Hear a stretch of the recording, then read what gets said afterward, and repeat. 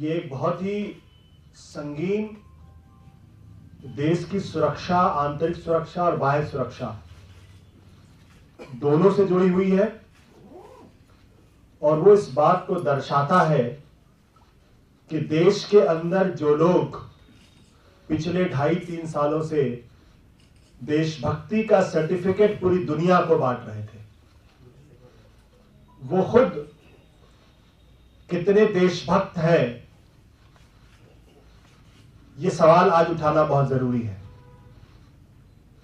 पिछले दिनों कोई ऐसा मौका नहीं आया जब चाहे वो पत्रकार हो, चाहे वो राजनीतिक पार्टी के लोग हो, चाहे वो स्वतंत्र टिप्पणीकार हो, चाहे वो कोई भी हो, जिस किसी ने भी बीजेपी, आरएसएस और नरेंद्र मोदी की सरकार की थोड़ी भी आलोचना करने की कोशिश की, उसको सीधे लगे हाथों इन लोगों ने देशद्रोही करार देने का नाम लिया। लेकिन अब जो सबूत, जो हालात मध्य प्रदेश से हमारी जानकारी में आ रहे हैं और आप सब लोगों को इस बात की कुछ ना कुछ जानकारी है, उन तथ्यों के आधार पर यह कहा जा सकता है कि दरअसल अगर इस देश के अंदर कोई एक देशद्रोही पार्टी या सरकार देशद्रोही पार्टी है या जिसके आईएसआई से बड़े घनिष्ठ रिश्ते हैं या जिसके लोग आईएसआई के लिए काम करते हैं, वो और कोई नहीं बल्कि खुद भारतीय जनता पार्टी और उसकी मदर ऑर्गेनाइजेशन आरएसएस है। ये भोपाल के अंदर, सतना के अंदर, जबलपुर, इन तमाम जगहों पे जो लोग पकड़े गए हैं, कहा जा रहा था कि ये लोग एक टेलीफोन एक्सचेंज चला रहे थे और उसके माध्यम से ये पाकिस्तान की खुफिया एजेंसी आईएसआई के लिए काम कर रहे थे। इनको प्रति माह 8 लाख, 8.5 लाख रुपए इनको मिल रहे थे।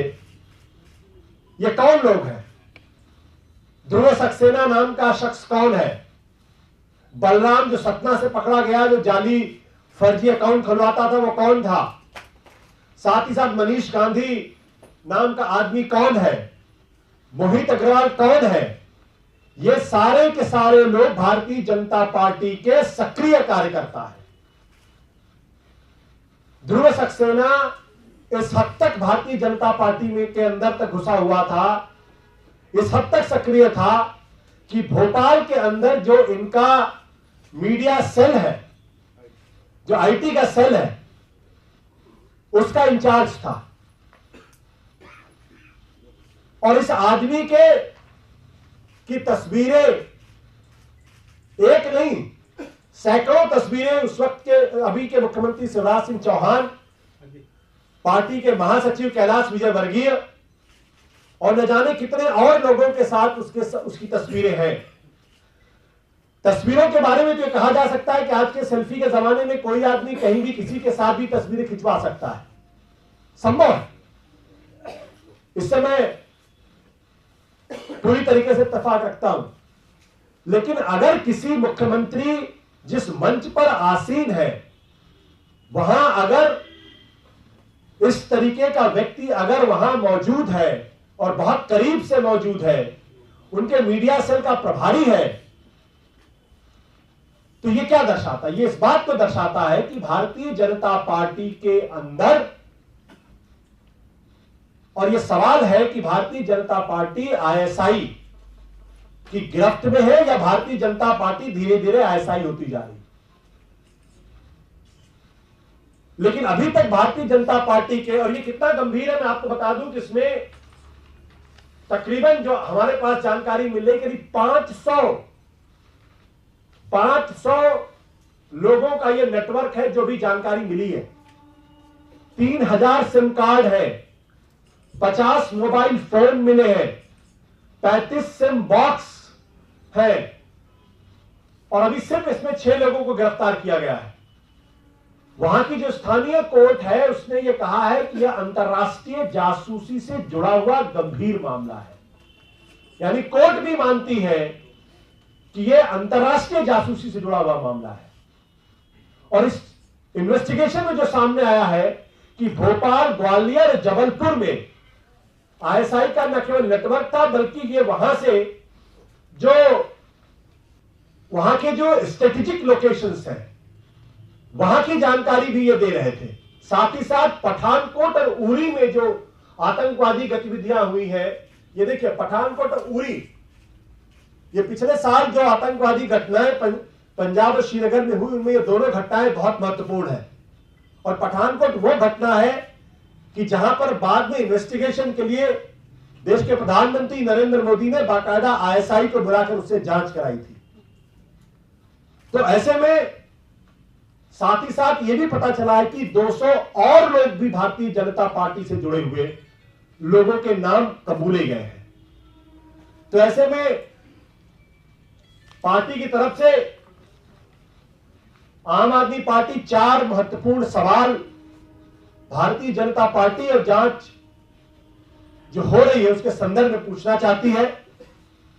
भारतीय जनता पार्टी इस मसले को साफ करे कि आईएसआई की भारतीय जनता पार्टी और आईएसआई और आरएसएस में कितनी गहरी घुसपैठ है। अगर यह जांच में पता चल रहा है कि मीडिया सेल का इंचार्ज वहां पकड़ा गया है, यह पता चल रहा है कि 200 और भारतीय जनता पार्टी से जुड़े हुए लोगों के नाम उसने कबूले हैं, तो यह बात स्पष्ट होनी चाहिए और भारतीय जनता पार्टी को साफ करना चाहिए कि आईएसआई की भारतीय जनता पार्टी और आरएसएस में कितनी गहरी घुसपैठ है। दूसरा सवाल यह है, भाजपा इस मामले को साफ करे कि आईएसआई जासूसी रिंग के मुखिया ध्रुव सक्सेना, जिन 200 लोगों के नाम कबूले हैं बीजेपी और आरएसएस के, ये नेता कौन है, इनके नाम पब्लिक में सामने आने चाहिए। भारतीय जनता पार्टी और आरएसएस इन लोगों के नाम सामने करे।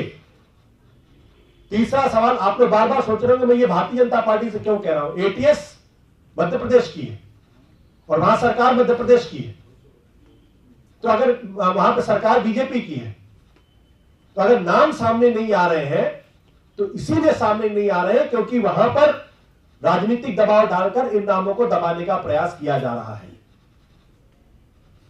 मध्य प्रदेश के मुख्यमंत्री शिवराज सिंह चौहान और कैलाश विजयवर्गीय इस मामले को स्पष्ट करें, पब्लिकली स्पष्ट करें कि जासूसी रिंग के मुखिया बलराम ध्रुव सक्सेना से उनके कितने गहरे और कितने पुराने संबंध हैं, ये बात स्पष्ट करें। और आखिरी सवाल यह है कि आईएसआई के जासूसों के लैपटॉप में भारतीय जनता पार्टी के कार्यक्रमों और रैलियों के खर्चे के डिटेल भी मिले हैं। यह भी सामने आया कि आईएसआई ने इन लोगों को लाखों रुपए महीने यानी 8 लाख रुपए प्रतिमाह दिया जाता था। तो क्या आईएसआई भारतीय जनता पार्टी के कार्यक्रमों का संचालन कर रही थी, उनका खर्च उठा रही थी?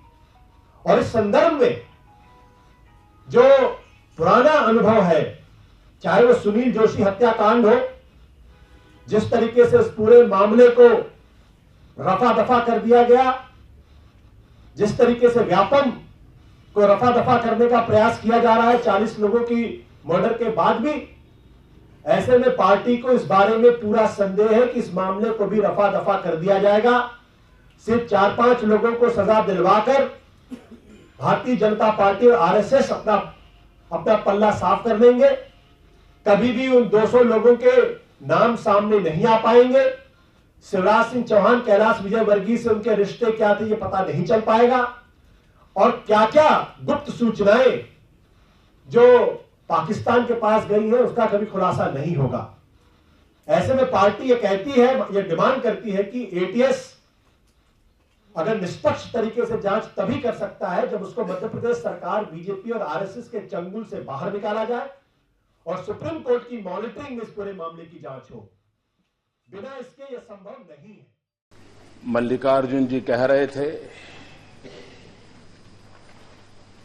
कि कांग्रेस की कृपा है कि अब भी लोकतंत्र बचा है और आप प्रधानमंत्री बन पाए। वाह, क्या शेर सुनाया।